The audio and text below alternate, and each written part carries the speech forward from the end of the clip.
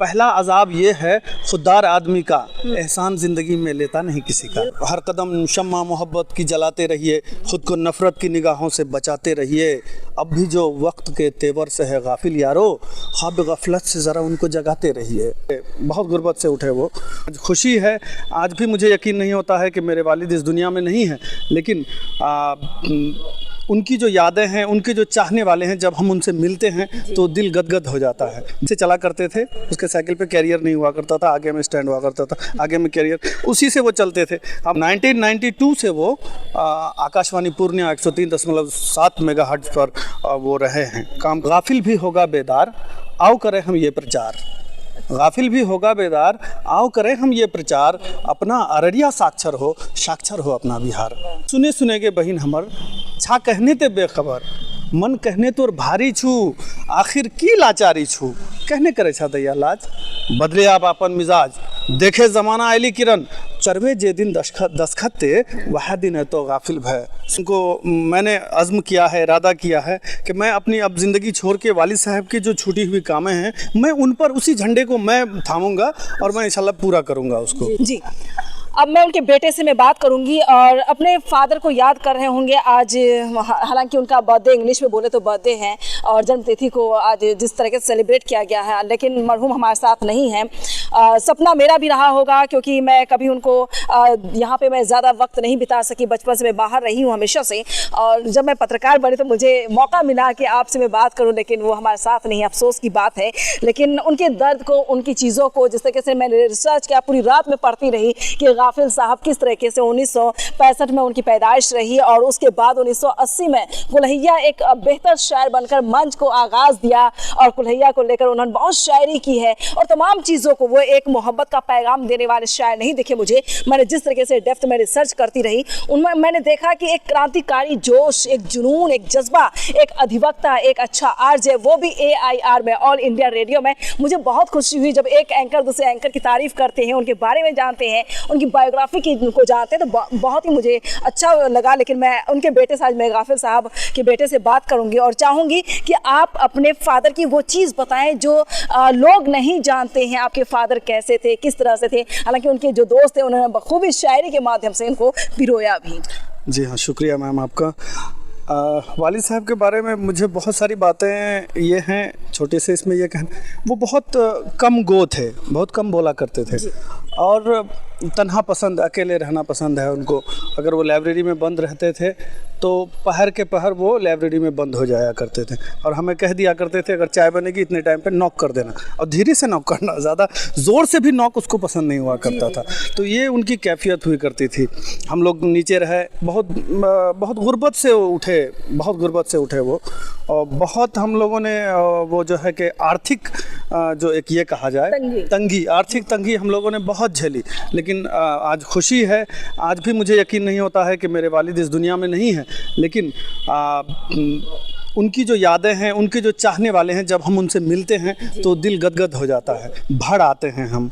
बहुत सारी बातें हैं, उनको याद है वो साइकिल से चला करते थे, उसके साइकिल पे कैरियर नहीं हुआ करता था, आगे में स्टैंड हुआ करता था, आगे में कैरियर, उसी से वो चलते थे। अब मैं 4 क्लास में था ककड़वा मिडिल स्कूल में, तो कभी कभी हमें छोड़ने के लिए जाते थे हमेशा। और मैंने देखा कि बहुत सारे बच्चों के गार्जियन होते हैं ना, वीकली आते हैं देखने के लिए। मैं तरसता रह गया इस चीज़ के लिए कि मेरे भी वालिद आते, महीनों में भी आते कम से कम। तो नहीं, बहुत कम कि बेटा आप पढ़ें, आप डिस्ट्रैक्ट ना हो, आप पढ़ें, आपको जिस फील्ड में दिया गया है आप उस पर ध्यान दें। अभी हमने देखा मैं कितना कमतर कपड़ा पहनता हूँ, मेरे कपड़े की कीमत इतनी रुपए है, तब शायद कोई 25 रुपये मीटर की है, लेकिन देखो मैं वहाँ जाके खड़े होता हूँ, इनसे बात करने का सौभाग्य प्राप्त है। और 1992 से वो आकाशवाणी पूर्णिया 103.7 मेगाहर्ट्ज़ पर वो रहे हैं, काम किए हैं। मरने के दिन तक उनका वो रहा है, काम रहा है 2021 तक। और वो साक्षरता में एक उनका बहुत स्लोगन, और एक स्लोगन जो बहुत खूबसूरत था, वो उतना नहीं प्रचलित हो पाया है। मैं बताऊं आपको कि गाफिल भी होगा बेदार, आओ करें हम ये प्रचार। गाफिल भी होगा बेदार, आओ करें हम ये प्रचार। अपना अररिया साक्षर हो अपना बिहार। ये उनका ये था। अब बहनों के लिए, हमारी बहनों के लिए, हमारी बिरादरी की बेटियों के लिए जो आज भी मतलब दबी कुचली हैं, उनको सिर्फ चूल्हे का ये समझा जाता है।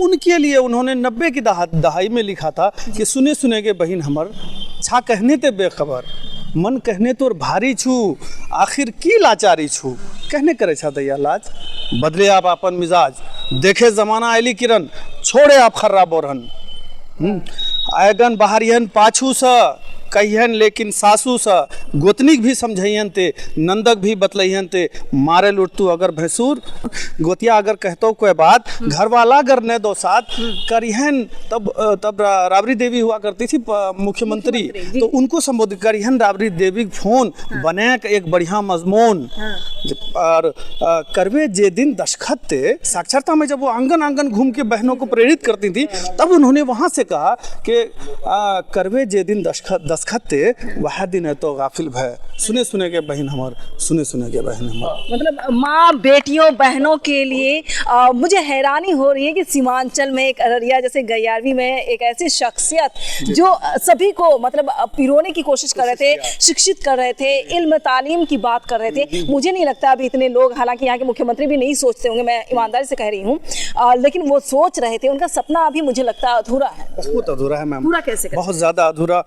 मैंने अज़्म किया है, इरादा किया है कि मैं अपनी अब ज़िंदगी छोड़ के वालिद साहब की जो छूटी हुई कामें हैं मैं उन पर उसी झंडे को मैं थामूंगा और मैं इंशाल्लाह पूरा करूंगा उसको। ठीक है। और बेटियों जो वो जाती थी ससुराल जो जाती हैं उनमें उन्होंने लिखा है कि ये कि जाजा बेटी एज ससुरार मिली के रहियन बाटिहन प्यार हाँ न करिहन दैया कोई काम जकराम है तू नाम बदनाम हैं और बहुत सारी बात जाजा बेटी ऐसा ससुराल। हालांकि मैं बहुत भावुक हो जाता हूँ इस कलाम को उनके सुन के। अब मैं थोड़ा सा डिस्ट्रैक्ट हूँ, अभी तो मुझे पूरा नहीं आ रहा है। वो बहुत प्यारा है, आप कभी सुने, यूट्यूब पर भी शामिल है उनका। हाँ, तो उनका एक पैगाम कि हर कदम शम्मा मोहब्बत की जलाते रहिए, ख़ुद को नफ़रत की निगाहों से बचाते रहिए, अब भी जो वक्त के तेवर से है गाफिल यारो, ख्वाब गफलत से ज़रा उनको जगाते रहिए, हर कदम शम्मा मोहब्बत की जलाते रहिए। तो वो है उनका एक खुददारी पर ये है कि गज़ल, लंबी गज़ल है, मैं उसको 2-4 मिसरे आपको बताऊं कि पहला अजाब ये है खुददार आदमी का, एहसान ज़िंदगी में लेता नहीं किसी का। ये उनकी शैली हुआ करती थी और उनका विचारधारा। उनको हालांकि बहुत लोग समाज नहीं समझ पाए, या घर के लोग, होता है ना जो इंटेलेक्चुअल माइंड के आदमी होते हैं उनको ज़्यादा नहीं समझा जाता है। जो बोलक्कड़ किस्म का होता है, बोलने वाला होता है या वो करने वाला, मतलब क्षण भंगुर खुशियों पे लोग दीवाने बने फिरते हैं। ये है जो लंबी चीज़ें होती हैं जो दूर तक देख सकती हैं आपकी, उन पर उतनी ये नहीं हुआ करती, दूरदर्शिता को नहीं पहचान पाते हैं। बेशक। तो ये सारी बातें कहते हैं कि अच्छी किताब जल्दी समझ में नहीं आती है। तो गाफिल साहब ऐसे रहे कि अच्छी किताब रहे लेकिन वो समझ में जल्दी लोगों को नहीं आए, और समझ में इसलिए नहीं आ पाए, ये हम सब की गलती होती है क्योंकि हम इल्म पर ध्यान नहीं देते, तालीम पर ध्यान नहीं देते। जो अच्छे लोग हैं, अच्छी शख्सियत है, उनको सराहने की कोशिश नहीं करते। ये हम सब, हमारे समाज की ये गलतियां ज़रूर होती है, और मैं ज़रूर उम्मीद करती हूँ कि उनके नाम से एक रोड ज़रूर बने ताकि मैं दूसरी बार आऊँ तो उस रोड पर ज़रूर जाऊँ। बिल्कुल, शुक्रिया, बहुत अच्छी बात है। अभी उन्होंने भी कहा है, परवेज अंकल लोगों ने भी कहा है, उनके नाम पर एक पथ निर्माण होना चाहिए, चाहे पंचायत में या डिस्ट्रिक्ट में, और एक जो है कि कोई अवार्ड उसके नाम से होनी चाहिए। एक लाइब्रेरी हमारे गैयारी में, उन्होंने हमारे गाँव में आदर्श पंचायत है हालांकि, लेकिन वहाँ पर लाइब्रेरी का कोई इंतज़ाम नहीं है। वालिद साहब ने, अब्बा ने, उन्होंने चलाया है विद्याधर लाइब्रेरी के नाम से। मैं उसको अभी संजो रहा हूँ, संभाल रहा हूँ। मेरी सोच ये है कि उस लाइब्रेरी को पूरे ज़िला के लिए खोल दिए जाएँ, पर्सनल से लेकर के वो प्रोफेशनल हो जाए और लोग जहाँ तक हो सकें उससे सबकदोज हो सकें। इसीलिए मेरी सोच है, उस पर हम आगे बढ़ रहे हैं। आखिरी एक शायरी पापा का। हाँ, एक शायरी उनकी कि फरहते ज़िंदगी चाहिए, अब तेरी दोस्ती चाहिए, वहशियों की तो भरमार है, एक अदद आदमी चाहिए, दौरे नौ में हारून रशीद एक गज़ल सरफरी चाहिए, फरहते ज़िंदगी चाहिए, अब तेरी दोस्ती चाहिए। शुक्रिया। बहुत शुक्रिया। बड़ा नाम करेगा बेटा हमारा, बड़ा काम। बहुत शुक्रिया।